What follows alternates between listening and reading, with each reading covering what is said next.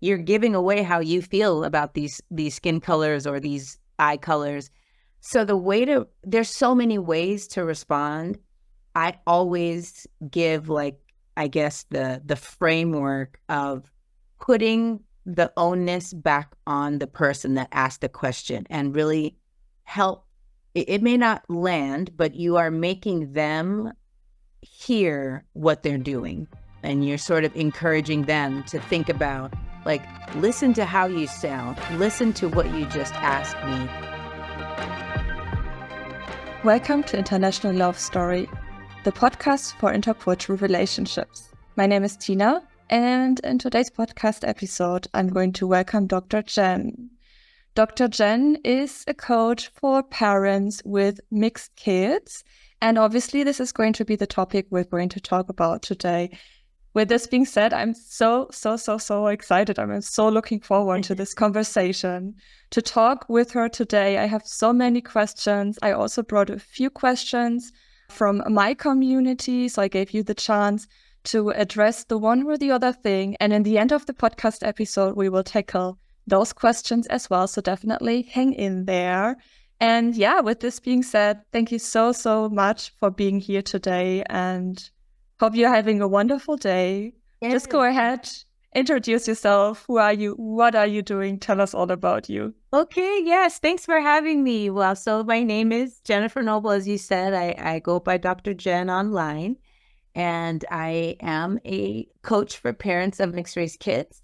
I'm also a psychologist. I have a private practice here in Los Angeles where I see everybody, but I do also see mixed race clients, mixed race teenagers. And so, yeah, I've sort of been in this world of working for the mixed race community for a long time. It is a passion of mine, and I am mixed race myself. So it's sort of this work that I do, and kind of the reason we're going to talk today is one of the ways that I guess it's like kind of giving back or providing something that I wish my family would have had when I was growing up. So yeah, that's kind of a little bit about me. What is it you would have liked to have when you were growing up exactly? Like, what is it exactly that brought you to where you are nowadays, being a coach for parents with mixed kids? Yeah, I think, I've had some discussions with both of my parents, and, my mom has said, there was no one to like provide she knows the work that I'm doing now, of course, right? So she's like, oh, I see the work that you're doing, that's good. I kind of created a journal for parents with mixed race kids, and I was having her look at it, and she was like, I did not have anything like this when I was, raising you. And it's sort of like a conversation we've had where she's like, these things would have been so helpful, or I wasn't even thinking about this or that. And so she kind of understands the motivation behind some of what I'm providing, because, she definitely had her moments of like, what do I do in this situation? Or how do I tackle this, difficulty we're having? And so, yeah, that's what I mean by kind of creating something. And usually on my Instagram, for example, a lot of my posts, I'll find people that either message me or comment and say, oh, I'm so glad someone is doing this work. Like, my mom could have used it, or my family could have used it, or I wish I had you when I was growing up. So it's kind of like that. I think the folks that have grown up living the mixed race experience, they kind of see what I'm doing and they're like, oh, I get it. Yeah, good. We need that, I can definitely see that. I mean, obviously, I'm also consuming your content since a while already. And I think it's quite fascinating how you're tackling specific topics, even topics that are maybe a little bit heavier, let's phrase it like this. But you found a way to really do a deep dive in a way in only just a few seconds, and only just like those snippets of videos. And this is what I appreciate a lot about your work, because I feel like those who find your social media accounts and in general who find you, for them, it's just a great source to navigate their parenting as well in a mixed relationship, for example. So I'm wondering, what are the topics you are tackling exactly, like the common questions people would ask you? Yeah, I mean, there really are so many, but some of the top questions that parents often ask me is, how to respond to other people. So a lot of times, a mixed race, an interracial couple can have a child, and then when they go out into public, so many people feel that they have permission to just ask these very intrusive questions, or maybe even touch their child, or make these comments on how their child looks. And it's often really an uncomfortable experience for parents. And so they're sort of always wondering, what should I say? Do I say anything? And that it doesn't have to be just strangers. It could be like family members making comments. And so I think that's a big one, is that parents really underestimate maybe how many questions and comments they were going to get and how it would make them feel. Parents often get assumed to not be the parent of their child. So then a lot of parents end up enduring questions like, oh, are you the nanny? And oh, is your child adopted? And oh, like all these things where they're just not assumed to be the biological parent. And that's often really difficult. And then the top thing that I get all the time is, even more than the ones I've said, is parents wanting to know what to say to their kid. So now their kid came home and said, why do I look like this? Or why did so-and-so say that to me? Why did my friend ask if daddy is my dad? Or, like all these questions where the parents like, oh my gosh. I mean, I think a really common one as well is kids asking, why is my skin this color? Or, oh, I don't want my skin to look like this. I want to look like this parent or that parent. And it kind of just makes the parent like crushed inside, because they're like, I can't change the way you look. And how do I explain that to you? And how do I help you be happy with the way you look? And so it's often a first entry for a lot of parents into the general world that may still hold a lot of racist views, a lot of prejudiced views against many different groups. And, being in an interracial couple, maybe those two people, if their relationship is successful and still continuing, those two people feel like, okay, we think differently. We maybe are more progressive. We've, moved past some of these prejudiced views, but it's a real like uncomfortable awakening to realize how many people haven't moved past some of that stuff. And now they have to deal with it, And obviously you can't change their mindset. So Right. really wondering, I'm sure there's no one type solution, but maybe you have a tip, advice, or anything in that direction when it comes to how to, first of all, how to respond when your kid comes home and says like, hey, I don't like the color of my skin, for example, Yeah. or why do I look different? Yeah. And why can't I have a parent like my school friend or so whatever? Like, how do you react towards your kid? Because I understand that in the first second you are heartbroken, and there are, like, if I just put myself into a shoe of a parent in that situation, I think I'd start questioning humanity in that very moment. Yeah. But what is the best way to approach it? Yeah. Like you said, there really are multiple ways, but, because of my work or my training with children, like understanding child development from, birth until 18, I do encourage parents to take a breath for a second, because when a child, let's say a 5-year-old or a 6-year-old says something, they're saying it from a 6-year-old perspective and cognitive like level. But sometimes the parent hears it on a very adult level after, all the life that they've lived. So if a kid says, I don't like my skin color, I want to be this color instead, the parent is thinking, oh my gosh, like the racist world has impacted my child and da da da. But I say take a breath, because I want the parent to be able to figure out what exactly is that kid trying to say. First of all, are they, why don't they like their skin color in their own words? And it might give you more of like a insider scoop of what they're really thinking. It may not be as grave and, disappointing and kind of like painful as the parent is expecting. So especially, looking at children, a lot of times there are questions about belonging and membership that can start very young. So for a young child that's 5, sometimes just seeing a different skin color from their parent makes them think, am I still your kid? And are we still like a family? And am I allowed to, like, how does this all go together if we don't match? And so if the parent takes a moment and then ask, oh, why do you say that? Oh, what makes you, why do you want your skin to be this color or that color? The kid will often explain, because then Billy, he won't make fun of me, or, oh, because then I'll look just like you, or, oh, because all of those things. And so once you get that extra piece, then the parent can know how to navigate from there.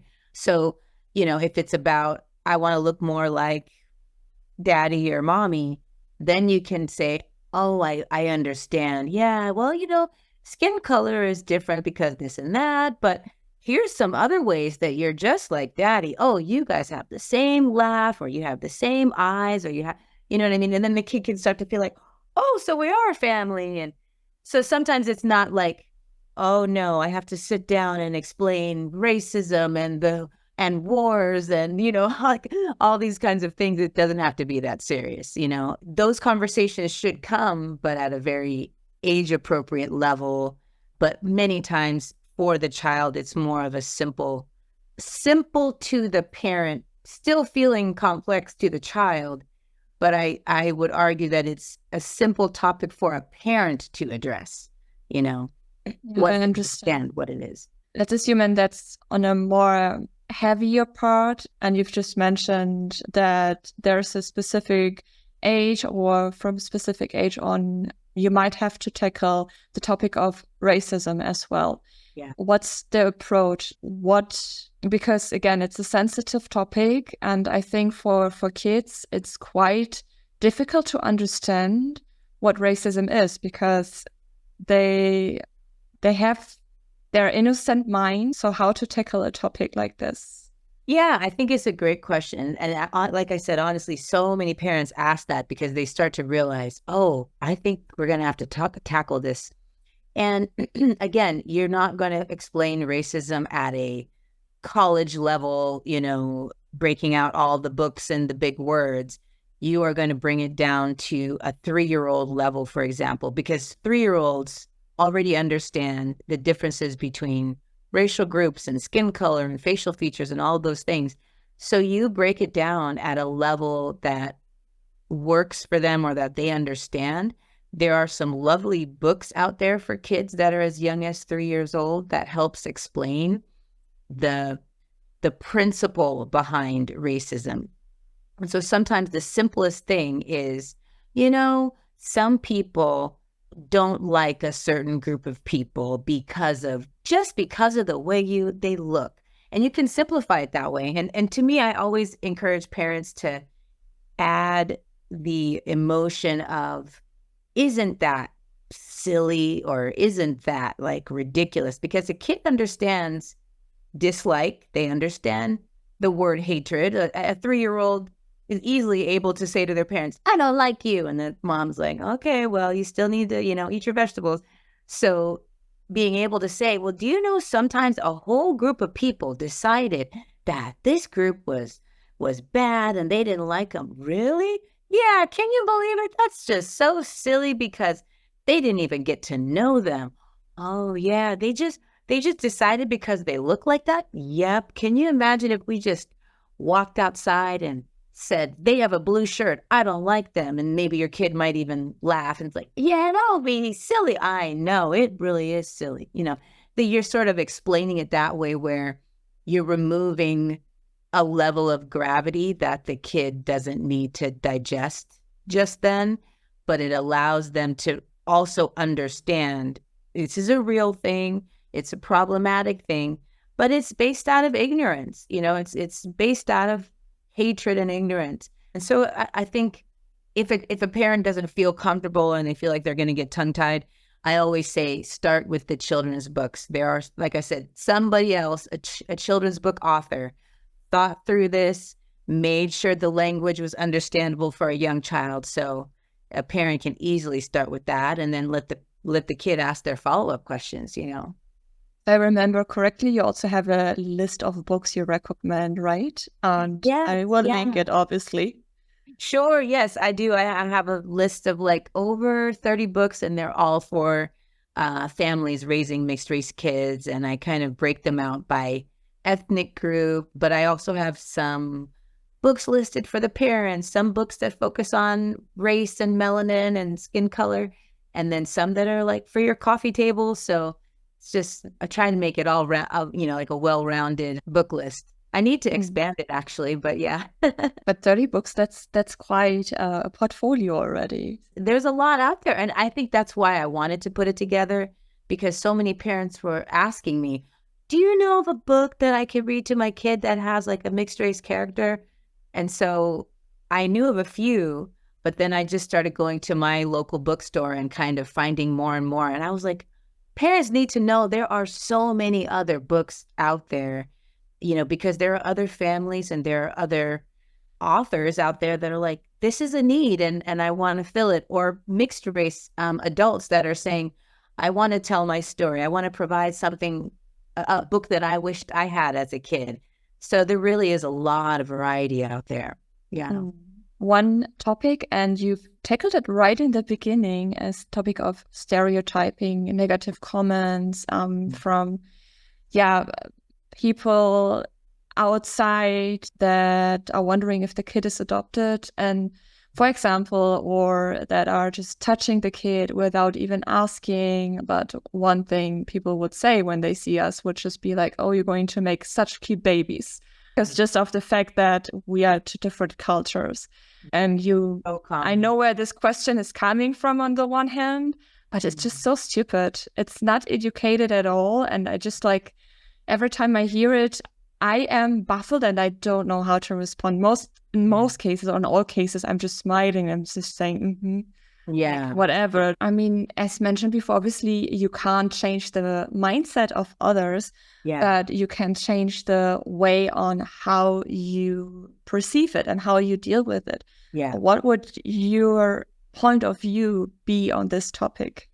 Yeah. Well, on that specific question, or on the idea in general of just being asked these intrusive questions? On this specific question, because I have a few more questions later on that are also where we definitely should do a little deep dive, at least, that are very similar to this one. Yeah. Well, I think for this particular question, I agree that it is extremely common, and a lot of couples, a lot of parents I know got that comment, and the person that said it thought it was a compliment, and they thought they were, encouraging them or something, but it really kind of made the parents feel a little bit uncomfortable or icky, especially if there was some sort of follow-up. For example, if they said, oh my gosh, your kids are going to be so cute. I hope they have, your eyes and so they're kind of almost giving away what features they prefer, or what features they think are more attractive. I've had parents get the flip of that question, where instead of saying, your baby's going to be so cute, maybe the stranger or the family member might say, do you think their hair is going to be like this? Or, oh, I hope their skin isn't too dark. Things like that, where the parents are like, can the baby be birthed yet? And also, what's the problem? Well, you're giving away how you feel about these skin colors or these eye colors. So there's so many ways to respond. I always give I guess the framework of putting the onus back on the person that asked the question, and really help. It may not land, but you are making them hear what they're doing, and you're sort of encouraging them to think about, listen to how you sound, listen to what you just asked me. And so in those kind of situations, when they say, oh, I just can't wait to see your baby, it's going to be so gorgeous. And if you really don't feel like getting in a debate, you can be like, oh, really? Why? What makes you say that?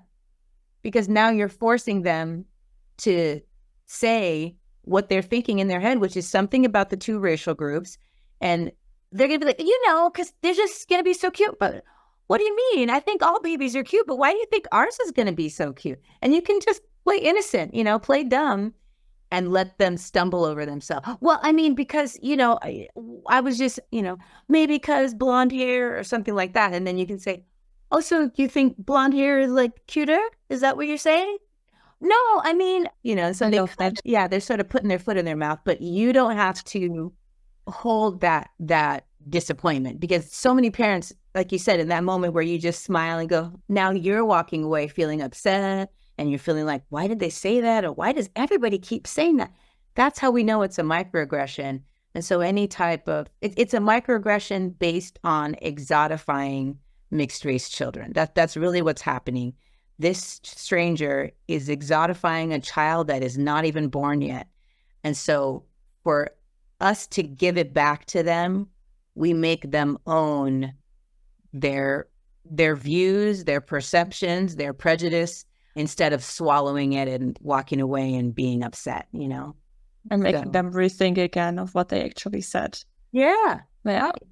I mean, imagine if an adult said, like I said, I've had lots of parents say this, where like a newborn baby, maybe the baby's like 3 months old, and a family member says, oh, they're just so cute. Do you think the skin is going to get any darker, or is that probably? And they go, well, I don't know, but why? What will be wrong with that? Oh, nothing's wrong with that. Oh, but you seemed concerned when you asked me. No, I was just wondering if they're, and you make them kind of face it and say, oh gosh, did I really say that out loud? And that parent can really stand there and be like, yeah, think twice next time you bring up these topics in front of my child. What are you doing? It's an infant, You feel, because this is my perception, that it depends also on who you're talking to, especially the generation and the cultural background. Does this play a huge role as well? Yes. Oh, absolutely. So that's why I say there's so many angles and ways to still make a person face what they're saying, right? And you can still do it respectfully.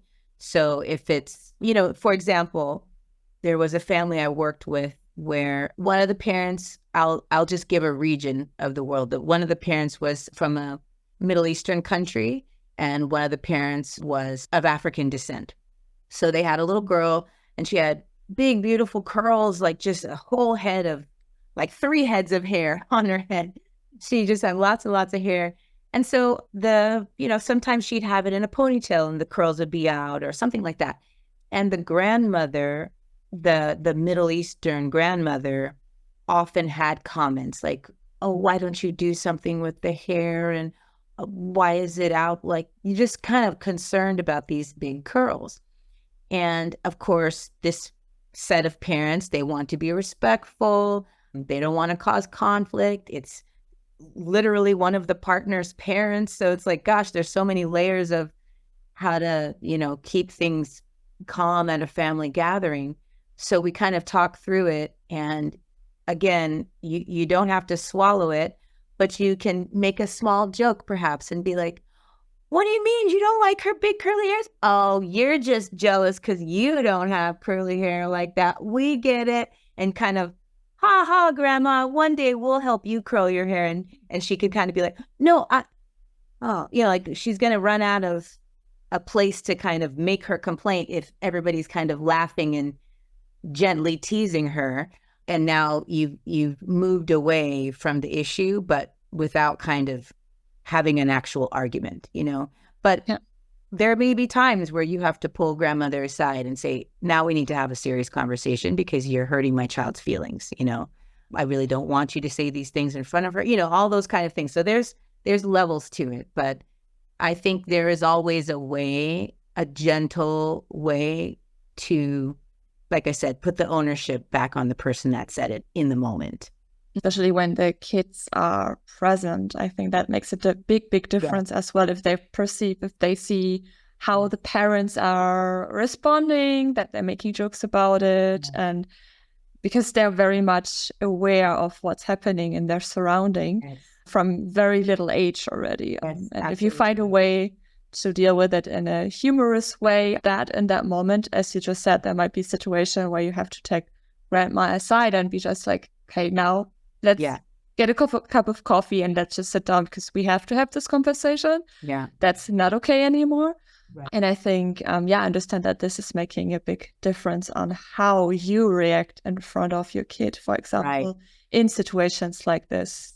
Yeah. Yeah. It's very important to be able to do that because, like you said, the kid answers from how the parent responds. So if grandma says, oh, that hair looks ridiculous, tie it up, cover it up. And the parent is like, okay, well, we'll just maybe next time.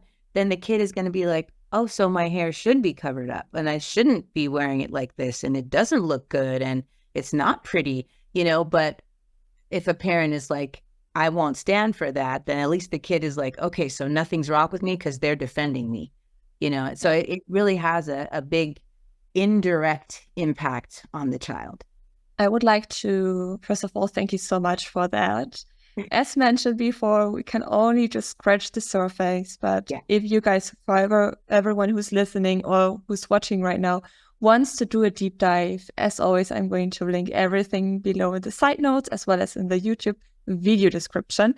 I would like to come to the questions I brought with me today, because a few of them are very similar to the topics we've talked about already.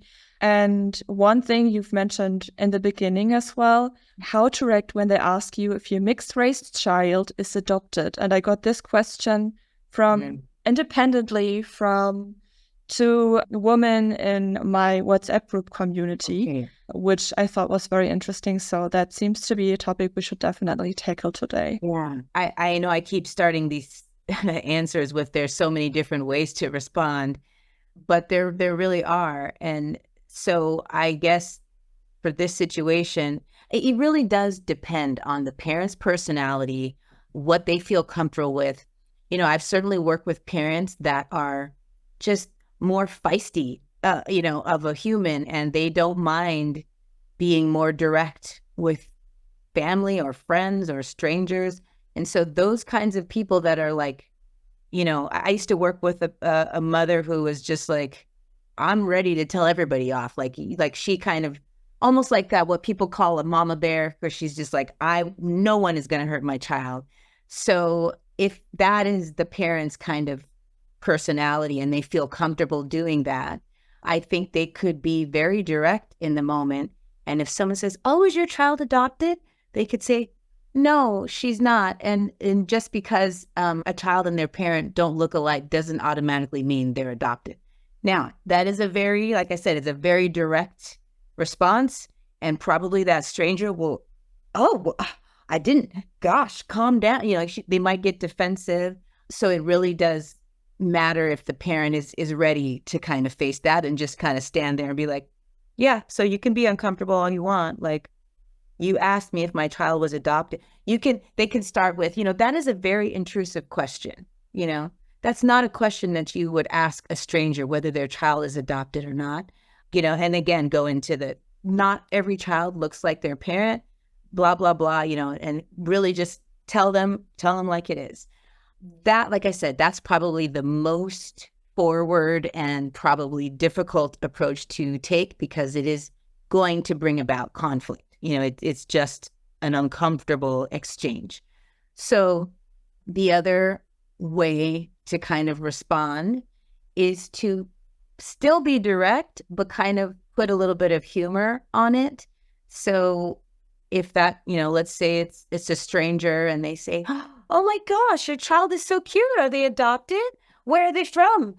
That mom can say, I'm assuming it's a mom, let's say, well, they're from 30 hours of being in the hospital in labor. That's where they're from. That kind of I gave birth to this child.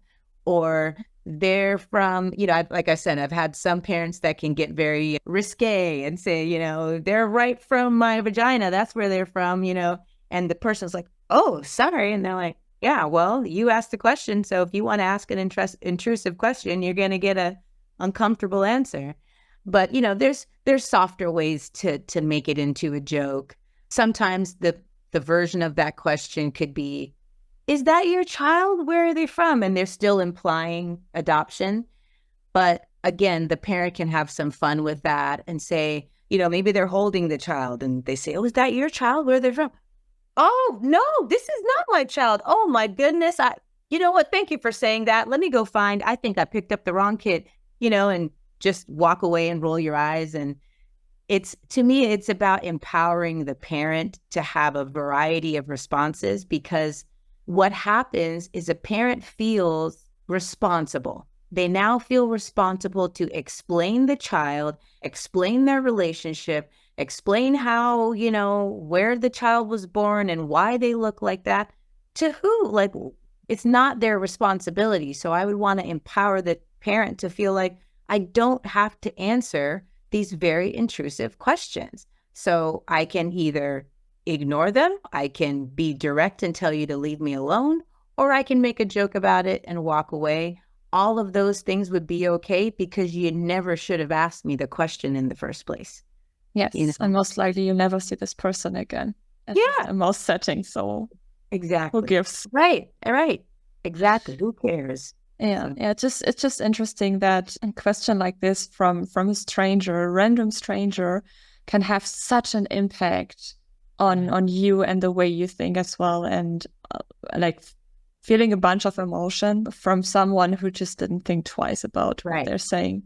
Yeah, exactly that. I think that's a great. Someone didn't even think twice to ask you, and now this parent is going to be thinking about it for the next 3 hours sometimes, because they're so upset. And then they're going to be, and unfortunately, the one person thinks they asked it one time, but that parent may get that question from 10 different strangers in a day.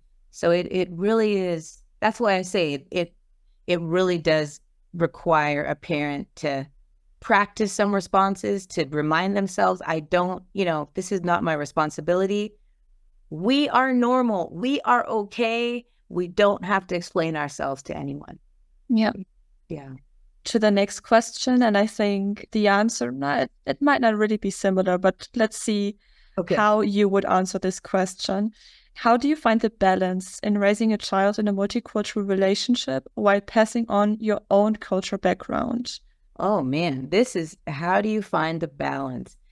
Now, this is a question I can talk about for hours, and this is really some of the work that I do coaching parents with mixed race kids, because this really is a big task to tackle, but it's also really important for the child, because the child, in order to incorporate these cultures into their identity, they need to have the exposure. So I think the easiest answer here would be to be intentional.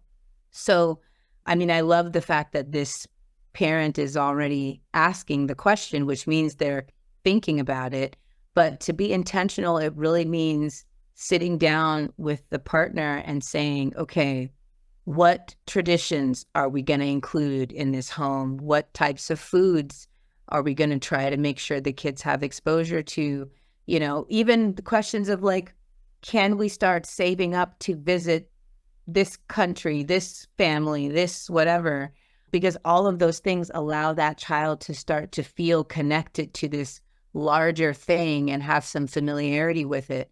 I've certainly worked with families where they've decided languages to speak in the home, because, maybe the child is going to learn one particular language in their school because of the country they live in. But in the home, that parent or both parents are like, ooh, but we really want them to learn this language, or we don't want this other language to get lost. So I've certainly known families that, for example, put their children in an after-school program to learn Greek, because at least in their family makeup, not only were they very proud of their Greek heritage, but they had Greek grandparents that didn't speak well in other languages, and they wanted the children to be able to communicate with their grandparents. And they had another language that was present in the home, but that parent was sort of like, it's okay if we don't learn it, because the rest of my family who is living all speak English, so they can, they'll be okay. So that's how they kind of made the decision. But I certainly seen, there's a family I work with now actually that put both of their children in a Spanish language immersion school. So half of the day is English, half of the day is Spanish, because one of the parents is from Mexico. And so they were like, I want my children to have that connection and know how to speak Spanish. So, it really is an intentional thinking through what are all the aspects of culture and where can I start infusing that in my home. And, because I think some parents think, oh, well, I'm Indian and I grew up, knowing all of Indian culture, so my kids will too. No, they won't, because you as an Indian parent probably grew up with two Indian parents yourself who had a very different way of running the home. And so if you're not intentional about bringing some of that into your home, it will get lost. So yeah, I think intentionality really is the key there. That's actually a question I have based on a podcast episode I had a couple of weeks ago. And I think that fits very well into what you've just shared with us, which is the topic of language. Because in this specific experience, and I was just shocked, I was so sad that this person was feeling that way, because what happened is, so it's a German Arabic family. So he is from an Arabic country and they're living in Germany. And he, for example, he's not talking his mother tongue with his kids on the street because he is afraid that people might say, people being people saying stupid things like, why aren't you speaking German with them? You are in Germany. While else I know for sure if that would be Italian or Spanish, people would be like, oh, I love the sound of the language. And he's just so shy to speak his mother tongue in public because he doesn't want anyone to think that he's not integrating. And that's very heartbreaking. That's so heartbreaking that this can that this leads you to shy off and just be like, okay, I just don't want to stand out, or I don't know. What's your advice or how to tackle a topic like that? Yeah, I was going to say it is very sad. And really what it makes me think of is that there is a lot of shame there for that parent. And unfortunately, that shame is going to be seen by the kids as well, because if they're at home and he feels comfortable to speak Arabic and encourages the kids to speak it back to him, but when they leave, he switches, those kids are going to realize, is it bad? Is it bad to speak Arabic in public? And why are we hiding this? So I think I would want to convey that to the parents so that they can think about, wait, I'm allowed to be proud of my culture, proud of my country, and I want my children to be proud of their heritage as well. And so perhaps recognizing that shying away, I bet you this parent is trying to protect their kids because they think, I just won't speak it so we don't get these negative comments and I will keep them safe. But it has it's backfiring because, like I said, the message is actually, this is bad. We shouldn't do this. We should hide it. So helping that parent understand that piece and then finding ways to bring back being proud of your culture, mainly because those kids are going to grow up in Germany and Germany is going to have a big influence on how they see the world and see themselves.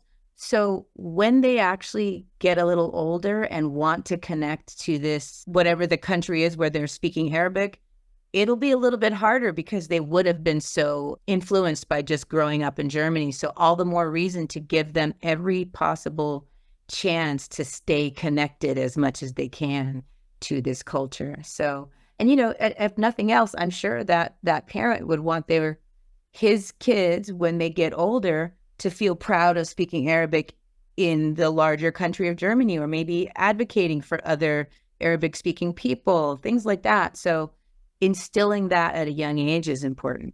Yeah. It's, again, to me, it was just, I don't have any words for that. And once I heard that, again, so heartbroken and didn't know how to react in that very moment, because that's stereotyping as its finest. Yeah. Not only stereotyping. But yeah, unfortunately, that's a topic that almost always comes up. The topic of language, stereotyping, heritage, when talking to couples that are raising kids in an interracial setting. So I understand that there is so much work to do. And to me, it's just difficult to accept that you can't change the mind, the way of thinking of other people. So why do you have to adapt to them? And that's something I know for a fact. If that would have happened to me, that would just follow me everywhere. So it would be quite difficult for me to find a way for myself as a parent to deal with it in the way that I just put it aside and I'd be like, okay, I invest my energy in something else instead. But what I definitely see is that there is so much, like, first of all, there are so many sources out there that will help you to navigate topics like that.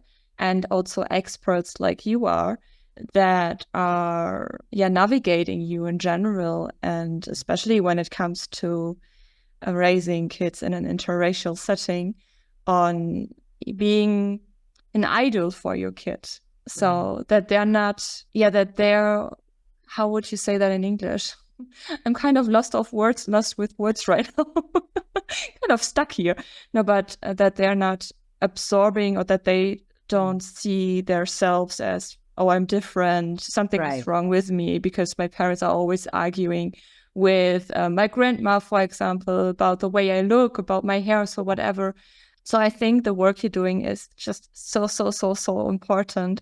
And tackling that right from the beginning is just even more important, because obviously, like, even though if they're just 3 years old, they have their perception of their surrounding already, and they're like sponges, like the little sponges, and they're questioning everything. And then it just really depends on how you react on topics like that as a parent to slowly come to an end. And I think that's also a very interesting question. How should you respond when the local communities, such as the people in the country you've moved to, react negatively or stereotype the way you raise your children? Oh, the way you raise your children. So there must be some practices in the home that other people are not agreeing with? Yeah, for example, I mean, we tackled the topic of languages, kids being able to, like, ideally to speak both languages and not shying off. But one example I have is, I mean, it's just like, so for example, the way you hold your kid, or the way you carry your kid. Like in the Western culture, for example, it's very common to have your kid in the front, while as in other countries, it's common to have your kid on the back. And then there are some countries where you would nurse your kid up to a specific, like just a few months, and then other countries where nursing a kid for a long-term period of time is quite normal. So topics like that, I think. I understand. That's a very difficult one, I guess, because you really are looking at arguing with a way of life in that country. So to me, I think if the question is, how do you deal with it? One, within your home, it's sort of like be okay, or feel permission to raise your children however you raise them inside of the home. I think that's your safe place. You're protected there, essentially. But I suppose you can go out into public and you want to, I don't know, correct your child a certain way, or your child speaks to you in a certain way. And if people decide to insert themselves and say, your kid shouldn't be doing that, I think there's different ways to approach it, sort of like the gentle way and the, direct way. All of the ways should include some element of acknowledging the host country's culture, and then kind of like owning that you are from a different culture. And then you can do that in a respectful way and say, oh, I know, it's so lovely the way that you all do, fill in the blank with your child. And in my culture, we do it this way, almost like, so now leave me alone. But I think it has to have some sort of recognition included in the statement. or some sort of acknowledgement. I think what it maybe sounds like is this parent is maybe trying not to say anything at all, and then they keep probably getting these comments. So at some point, you just have to acknowledge this is a different culture than the one I grew up in. I respect you all. I am enjoying living in this country. This is how I do it in my country or my culture, and I'm hoping you will respect my ability to do that. So it doesn't have to create too much more conflict when you start off with respect. Oh yeah, sure, understood. That's, the same idea of going back to the family that might speak Arabic in public in Germany. And if someone says, you should be speaking German, why aren't you speaking German? Oh, I love German. I also speak German. Yes, when I do certain things, I speak German. But I hope you understand that the same way that you've passed on German to your children, I want to pass on my, birth language with my children as well. So they're going to learn two languages, and almost sort of be like, do you know two languages, German speaker? And maybe they have a yes, maybe they don't. But it's sort of an empowering response. So I think that's what I would say for that parent. That's like, how do you deal with it when everybody's correcting you? I can imagine that's difficult, but they still have permission to do what they feel is right, or impart the lessons and the principles that they want to share with their kids. Yeah, again, we don't have kids yet, but I understand that there are obviously different approaches. I would be the one that would shy off when being confronted with topics like this. I know myself, I just don't want any conflict. Yeah. But then I'm the one who's also taking it with her and who's thinking about for the rest of the day. So I love your approach, because as I understand, you are a fan of get it out of your system and empowerment as well. Stand for who you are, how you raise your kids, the culture in general, and think about what you want your kids to learn from you and the way you're handling specific situations. Right. Yeah. So how would it look like to work with you? What would your approach be if a parent contacts you and wants to work with you? I have a lot of, I guess, ways to work with me. I certainly do one-on-ones where, let's just say a parent has one specific question. We'll just take an hour and dive into it. And by the end of that hour, I usually kind of have, okay, here are my recommendations for you going forward. But the other thing that I'm really happy about is I have a parent community called the Free to Be Collective, and it's an online space, but it really, I've been revamping it a little bit because I want it to be a place where all the parents that are raising mixed race kids can kind of come together and talk together about these things. And so they can, post in a room and say, gosh, someone said this to me today. They said, you shouldn't speak your, native tongue outside of the home. Has anybody else dealt with this? How did you deal with it? And then I can also jump in and say, here's my recommendations. So that is a growing parent community. What I used to do is like 4 weeks, 6 weeks, like get a group of parents and we'd work together for, over 4 weeks or 6 weeks. And the parents really, they would get connected so fast because, again, they have this shared big thing that they all kind of are dealing with. And at the end of the 4 weeks, all the parents would be like, oh, so wait, how do we see each other again? And oh, when will we ask you? And I'm like, well, it was only 4 weeks. And so this is meant to be more ongoing. So the parent always knows they have a place to go back to and ask their questions. And then the other ways to work with me is I do a lot of small courses that are online. So for example, the one that I think might be good for all the questions that are being asked is I have a course that sort of teaches parents 4 different ways to respond to all of these common microaggressions. And I sort of was giving some examples here, but it really kind of spells it out. I kind of have a couple worksheets where they can learn, okay, what works with me and my personality? How do I understand the way to work it? Because once you understand the framework of how to respond, then you get to be creative and come up with your own way of, like I said, giving back the responsibility. And so that's just its own, 4-hour course that you can go through on your own. So there's a lot of different ways. But yeah, it's all, to me, I keep working on it. I have a video library of all like lessons that I feel are useful for parents of mixed race kids so that they can understand, okay, what do I need to know that my kid is going to experience? What are the general things that all mixed race people go through, no matter what their background is? I go through those. So yeah, I guess, me being an educator, I try to create these bite-sized lessons because I just feel like if the parents just knew these things, I think they would parent so differently. But a lot of parents, when they take my, classes with me, they're like, I never knew this, or I never thought about that way.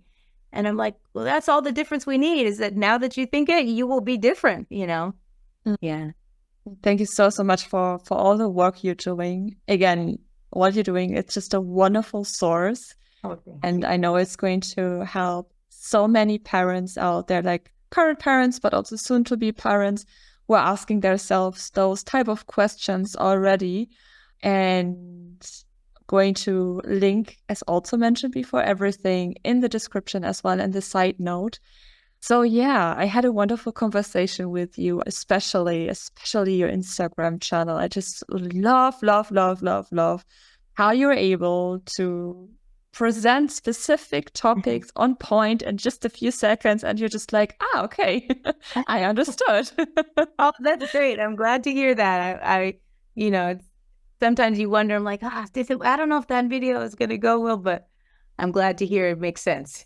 Definitely. And again, we're not parents yet, but so I resonate with a lot of topics you're sharing. And I know my community does as well. And thank you so much for being here today, for sharing your story and answering all our questions.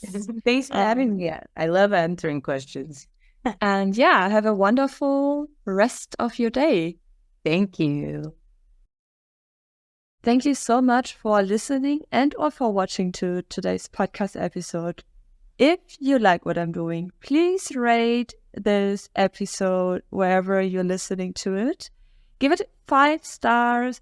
And also, if you're not subscribed yet on YouTube, please subscribe. That would help me a lot because I'm investing a lot of time and energy into the podcast.